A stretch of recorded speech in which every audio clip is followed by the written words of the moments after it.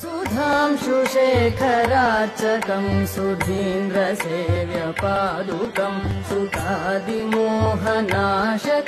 सुशान्तिदान्तिदायकं सुधांशुशेखरार्चकं सुधीन्द्रसेव्यपादुकं सुखादिमोहनाशकं सुशान्तिदान्तिदायकं समस्तवेदपारगं सहस्रसूर्यभासुरं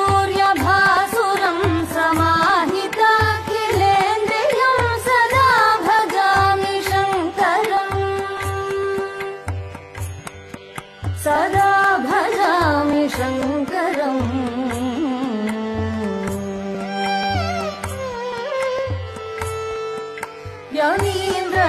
यमीन्द्रचक्रवर्तिनं यमादियोगवेदिनं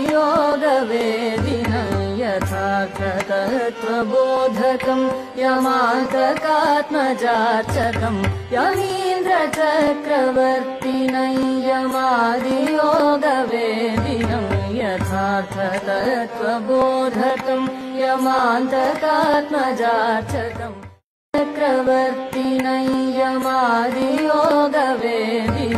यथार्थतत्त्वबोधकं यमान्तकात्मजार्चकम्